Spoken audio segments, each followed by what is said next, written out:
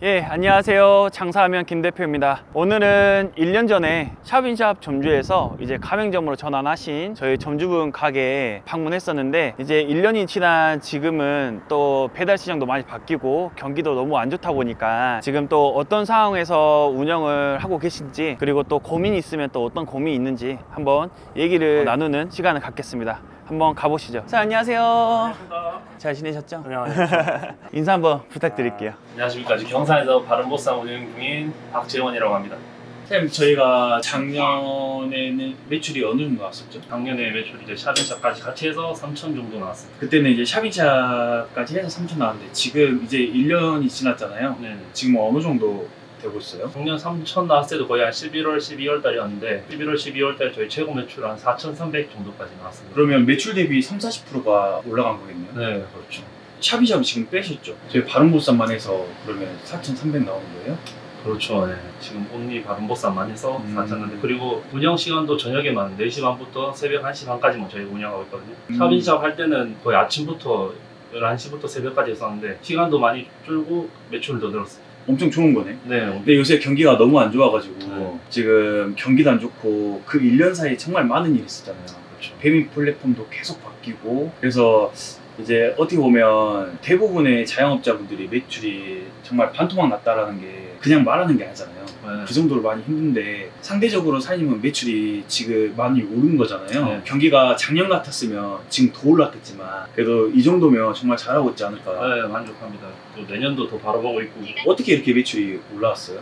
처음에 샵인샵 운영할 때 한 개만 하기엔 좀 걱정도 많이 했는데 보쌈이 하다 보니까 좀 가망도 보이고 계속 오르는 게 보여가지고 하나만 좀 올인해보자 했는데 결과적으로는 잘 된 것 같습니다. 계산으로만 보면 샵인샵을 여러 개를 넣어가지고 5개 브랜드면은 1,000만 원씩만 해주면 5천만 원 나누니까 그렇게만 된다고 하면 너무 계산 쉽지만 현실은 그게 아니잖아요. 그렇죠. 한 브랜드에서 매출이 솔직히 300도 안 나오는 경우 너무 허다하니까. 네. 그래서 한 브랜드에서 4천을 나오고 있다고 하면 정말 잘하고 있는 건데, 여기가 광역시라든지 서울 수도권이 아니다 보니까 수요층이 많이 적잖아요.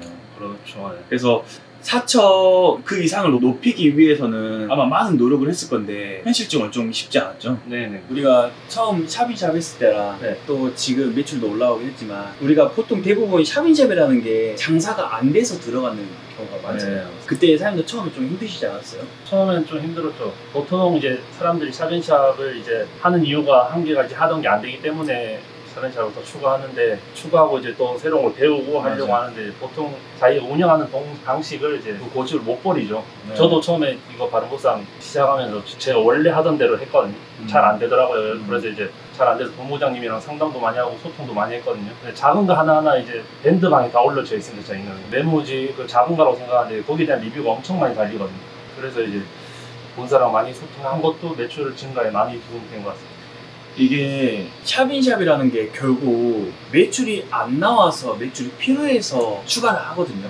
그런데 문제는 매출이 안 나오는 것에 대한 문제점이 분명히 있었을 거예요. 그런데 그 매출이 안 나오는 그 고질적인 그 가게 운영하는 고집이라는 게 있잖아요. 그대로 또 저희 바른보쌈을 넣고 또 다른 브랜드 넣는다 해서 무조건 또 되는 게 아니에요. 네, 맞습니다. 안 되는 그 근본적인 원인이 뭔지 알고 그 부분을 개선을 하고 한 상태에서 브랜드를 추가를 해서 매출을 만들어 나가야 되거든요. 그러다 보니까 저희 본사 같은 경우도 점주분들이 장사가 안 돼서 들어오신 분들은 장사를 잘 되게끔 하기 위해서 정신적인 멘탈 관리를 많이 하거든요. 네. 그런데 장사는 결국 소비자로부터 선택받아야 되기 때문에 소비자가 좋아해 줄 수 있는 가게를 만들려면 결국 메뉴도 맛있어야 되지만 일단 소비자들이 좋아할 수 있는 가게를 만들고, 그러기 위해서는 점주분들의 멘탈 세팅이 굉장히 중요한 거예요. 그래서 처음에 저희 본부장이 연락 엄청 하고 계속 뭐 바꾸라고 막 그랬잖아요. 이제 와서 보니까 그게 왜 그런지 좀 이해가 되시지 않나요? 네, 맞습니다. 저도 처음에 이제 본부장님한테 전화 엄청 많이 했죠. 좀 죄송할 정도. 들으면서 제가 또 고집대로 또 하면서 했는데 결국에는 본사에 거기 밴드방에 다 답이 있었고 본부장님 말씀대로 하니까 진짜 작은 거 하나도 이제 이게 진짜 메모지 하나가 중요하지 않다고 생각하는데 진짜 이게 하나하나가 쌓이면서 주문량이 늘어나는 것 같아요. 맞아요. 진짜 중요합니다. 이런 거 진짜 고집 버리셔야 돼요. 홀매장과 또 달리 배달시장은 정말 아무것도 아니라고 생각하고 진짜 사소한 그 작은 게 매출에 영향을 많이 줘요. 특히 사장님도 모든 고객들한테 계란찜 하나씩 다 주시잖아요. 네, 저희 그거 한 달로 따지면은 어느 정도 금액이 되죠? 계란값만 거의 한 5, 60만씩 나옵니다. 50만 그냥 나가잖아요. 네. 우리가 중요한 거는 5, 60만 원을 투자한 거죠. 소비자들을 만족하기 위해서 투자한 거예요. 그러면 5, 60만 원을 투자를 하고 그게 매출로 500, 600이 된다고 하면 해볼만 한 투자를 한 거죠. 광고도 마찬가지예요. 광고도 내가 얼마를 쓰냐가 중요한 게 아니고 그로 인해서 쓴 만큼에 대해서 얼만큼 매출을 뽑아낼 수 있냐가 중요한 거예요. 그런데 이게 맛이라든지 이제 저희 바른보쌈에 대한 일단 믿음이 있어야겠죠. 운영하는 사장님 자체가 우리께 맛이 없다고 하면 이렇게 못 주죠. 왜냐? 서비스만 풀고 제주군이 안 들어오면 그것도 의미 없거든요. 그런데 우리께 정말 맛있다라는 자신이 있다고 하면 푸는 거예요. 서비스 풀고 대신에 맛있게 드시고 다음에 또 다시 재주문을 해달라는 거죠. 그래서 결과적으로 보면 광고비라든지 어떤 투자라든지 이런 부분은 얼마를 쓰냐가 중요한 게 아니고 매출을 얼마큼 뽑아낼 수 있냐가 중요한 거다. 그러기 위해서는 내가 운영하고 있는 가게에 자신이 있냐 없냐. 사장님도 저희 바른보쌈을 선택했을 때는 뭐 여러 가지 이유가 있었겠지만 그 중에 맛이 있었기 때문에 하신 거잖아요. 그거 최우선이죠. 네. 맛이 보장이 됐기 때문에 사장님은 지금 같은 마인드로만 운영하시면 모든 소비자들이 좋아하지 않을까 생각하고 있습니다.